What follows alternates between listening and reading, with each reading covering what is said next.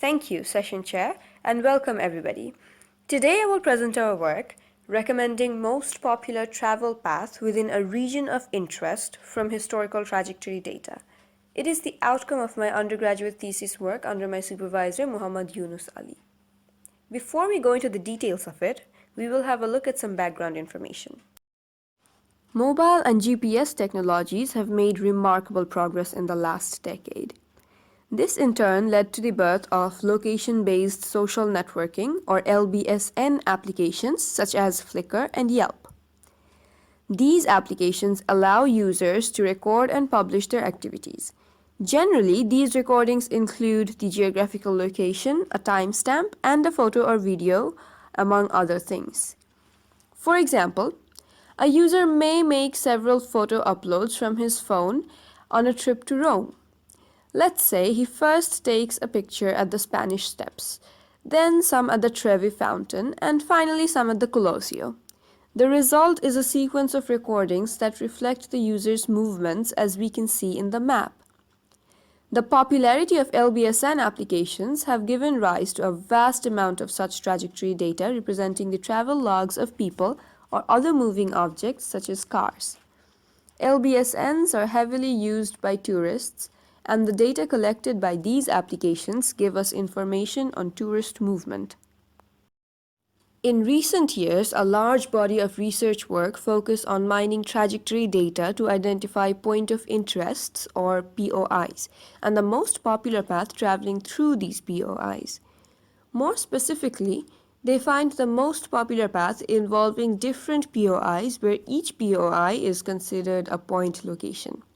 For example, if most users visiting the Vatican City follows up by a visit to the Piazza di Spagna and then to the Colosseum, we may conclude that the most popular path of users visiting Vatican City is to visit Vatican City, Piazza di Spagna, and the Colosseum in that order. However, we observe that users spend most of their time visiting areas surrounding POIs, and also different users visit these POIs differently based on their interests. Thus, it is important to identify how most users visit areas surrounding POIs, which we call region of interests or ROIs. This will help a tourist decide the path he should take when visiting an ROI. For example, upon closer observation of the movement of users at the Piazza di Spagna, it may be revealed that people generally stop there just for some food at a popular restaurant located in that area, but in general do not go there to visit the place itself. It would be advantageous for users if they knew beforehand where people stop at when visiting Piazza di Spagna, for it may be that the user is full and he could have better utilized his time if he visited another place like the Pantheon. We thus focus on identifying ROIs and finding the most popular paths for visiting ROIs instead of analyzing user movements in between POIs. To formalize our problem statement, we first discuss three terms, namely a data point, a trajectory, and a region of interest. A data point is a tuple containing location and time information. One individual upload of an image or a check-in results in a single data point. A trajectory is a sequence of data points and provides us with a travel log of users. These trajectories may come in the form of check-ins, photos, videos, or other types of recordings. A region of interest or ROI is defined as an area of interest where users spend more than a threshold amount of time. In this paper, we take a set of trajectories as input. As an output, we identify the region of interests or ROIs in the area defined by the input trajectories and the most popular path at those ROIs. We face several challenges when solving this problem.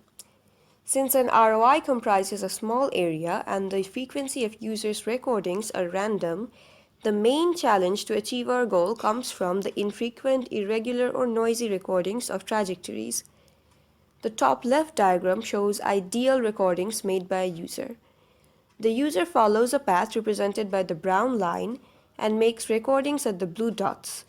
The overall impression of the trajectory we obtain is shown by the dotted blue line, and it closely follows the actual trajectory of the user. In the top right figure, we see an example of infrequent recordings made by a user. The recordings are still made accurately, but at a much lower frequency than before. This may be the result of power constraints such as limited battery. Additionally, different users may be interested in different things and may make recordings of different locations while traveling on the same route. The figure on the bottom left shows two such users. As we can see in the figure, the resulting trajectories can be very different even if they follow the same path. Finally, the bottom right figure shows noisy recordings, which causes the resulting trajectory to be very distorted. This inaccuracy may result from inaccurate GPS sensors and late uploads.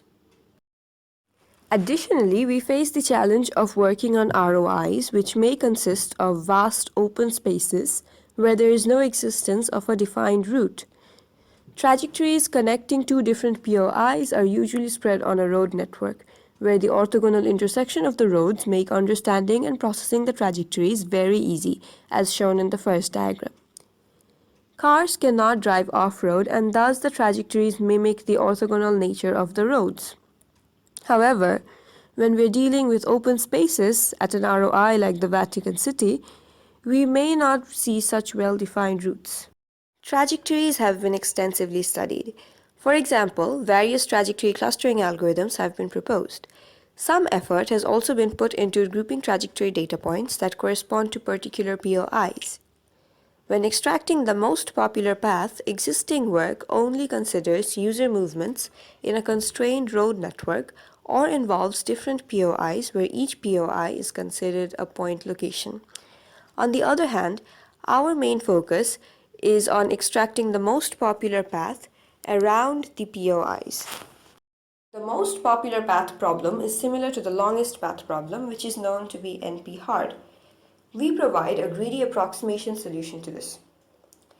First, we remove trivial inconsistency and inaccuracy of the trajectories by applying some basic pruning rules. Second, we recognize the ROIs and divide the input trajectories into sub-trajectories for each ROI. We observe that users often stay at an ROI for some time while visiting the place, and we exploit this concept of staying time to detect ROIs. Third, we find a set of reference points for each ROI. The most popular path is stated in terms of these points, and thus these points include all locations where users have a high staying time or have made significant turns. Fourth, we insert supplementary points in trajectories to define the trajectories more clearly and rephrase them in terms of the reference points. Finally, we use the modified trajectories to produce a graph and find the most popular route from the constructed graph using a greedy approximation algorithm. We will now look at each of the steps in our solution in greater detail. Input trajectories may be erroneous, and thus we first make a preliminary pass through the dataset and remove all conspicuously noisy data points. The default value for all time fields is often set to 0. We work with temporal data, and data points with default timestamps like these would interfere with the effectiveness of our approach. Thus, such data points are removed. Additionally, we require that the time difference between two consecutive data points be less than a threshold value tau. A large time difference between two consecutive data points means that the trajectory has a low recording rate and thus has a high probability of uncertainty. Furthermore, we observe that often multiple consecutive data points exist at the same geographical location, implying that the user was spending some time at that location. We merge such data points into one point and add the staying time and the frequency to the corresponding data point. After merging data points, we eliminate trajectories with fewer than eta data points. This helps ensure that we don't have trajectories with so few data points that it cannot properly illustrate a trajectory. The next step is to identify ROIs and divide the trajectories into sub-trajectories that correspond to each ROI. Intuitively, data points at a place that hold a particular interest generally have a higher staying time value. People take their time when visiting these places while they move relatively quickly in between places of interests. We will thus cluster trajectory data points with a staying time higher than a threshold Tmax and use the convex hull of the clusters to determine the ROIs. The sub-trajectories that go through the convex hull of an ROI should belong to that ROI. We extend the trajectories inside an ROI to a maximum of delta meters. This is shown in the diagram by the dark blue region. The longer trajectory in the figure has 4 data points strictly inside the hull. However, since 2 more data points fall within delta meters of the hull, we consider all 6 in the sub-trajectory obtained from this trajectory. This method ensures that trajectories that do not correspond to an ROI would not be considered. An example of such a trajectory is shown by the short black trajectory.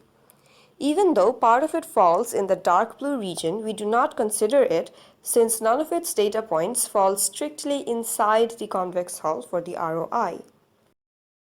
In step 3, we will identify reference points from all trajectories in an ROI. The set of reference points must be able to clearly represent trajectories.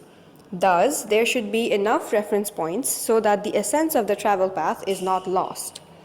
Reference points must represent places where a traveler changes direction significantly and also places where the traveler finds interesting. Thus, points are considered significant if the user spends at least alpha minutes at the data point or makes a notable change in direction at that point. An existing algorithm considers the density and the change in direction to determine turning points. As we can see in the diagram, this will extract the defining points in the trajectory. As the user travels from data point P1 to P8, a notable change in direction occurs at data points P4 and P6. We cluster these significant points and consider the arithmetic centers of the significant points in the clusters as the final reference points to avoid redundancy.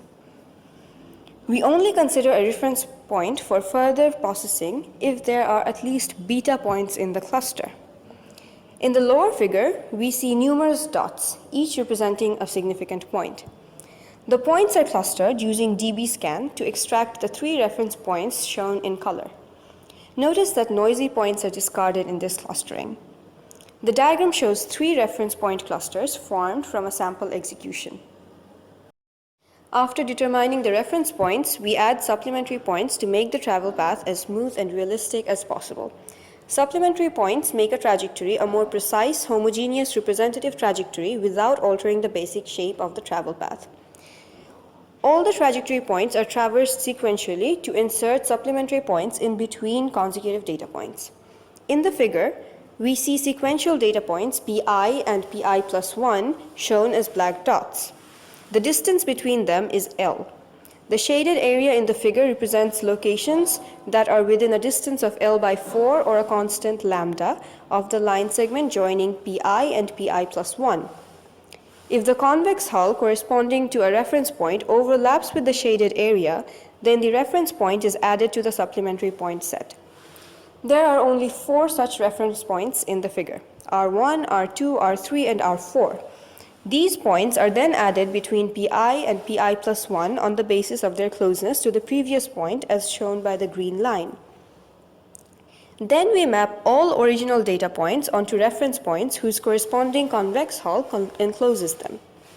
In this case, pi and pi plus 1 are the original data points, and since they are enclosed by the reference points R6 and R7 respectively, they are mapped onto those reference points. The final result is a more accurate trajectory representation, only in terms of reference points. In the last step, we will construct a graph with the rephrased trajectories and find out the most popular path for each ROI. The graph is constructed such that each representative point acts as a node for the graph. Directed edges are attached between nodes if there is a trajectory that goes between the corresponding reference points. To obtain the most popular path, we now define the goodness of a node and edge weight. We consider the popularity when calculating the goodness of a node because the more a node is visited, the more popular it is. The popularity of a node is defined as the ratio of the number of data points in the cluster of the corresponding node to the maximum number of data points in any node of the graph. Additionally, we also consider the average staying time, since slow motion is an indication of something that holds tourists' attention. To eliminate the effect of outliers in our average value for staying time, we sort the data points by staying time and only consider data points in the 25th quartile to the 75th quartile. For edge weights, we use the transition probability and normalized distance between nodes.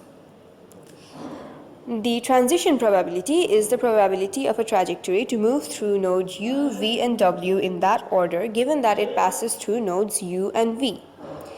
The upper diagram explains this concept. Given that a user passes through nodes U and V and that there are three possible nodes that the user travels to next, that is W1 and W2 and W3 with probabilities 0.2, 0.3, and 0.5 respectively, we can now figure out which one is the most possible node that the user will visit next. Now, the most popular path will most likely have the user travel to node W3, given that he has been traveling along UV. However, if the user was traveling along TV as shown in the adjacent diagram, he would be more likely to visit W1 instead of W3. Hence, it is important for us to consider past travel sequence of the users in order to determine the most likely spot the general user would likely visit next. We also consider the normalized distance for the calculation of edge weight, since it is easier for tourists to visit closer areas. For example, the lower diagram shows that a user is traveling from U to V. Now, he may go to either W1 or W2, both of which are equally popular places. However, since W1 is much closer than W2, it is more logical that the user visit W1 instead of W2. Both the goodness of a node and the edge weight are an affine linear combination of their constituent factors and are now calculated before we move on to the next step. Now we devise a greedy algorithm which uses the values calculated in the last slide to find the most popular path. The most popular path will be one that will maximize the cumulative sum of goodness and edge weight, or desirability as we shall henceforth call it. To find the path with the highest desirability from any particular node, we first do a breadth-first scan from it. Every time we come across a new path that will provide a greater desirability, we override the last recorded path. For example, in the diagram shown, the maximum desirability of paths to every node from a node A is being calculated. At this particular instant, the dotted edges have not yet been explored. The current path with the maximum desirability from A to E has been calculated to be 1.5, and the path from A to C has a desirability of 1.4. Now, when we consider the edge CE, we see that the desirability of the path to node E becomes 1.4 plus 0.2 equals 1.6 when we go to it along ABCE. Thus, the old path to E is updated with the new path to E as shown in the diagram on the right. Notice also that there is another unexplored node in this scenario, DF. We see that the desirability of the path AF is 0.8. If we try to go to F through ADF, the new desirability will be 0.6 plus 0.1, which equals 0.7. This new path is therefore not a better path than the old one and is thus discarded. We iterate through all the nodes and calculate the path with the maximum desirability from each node.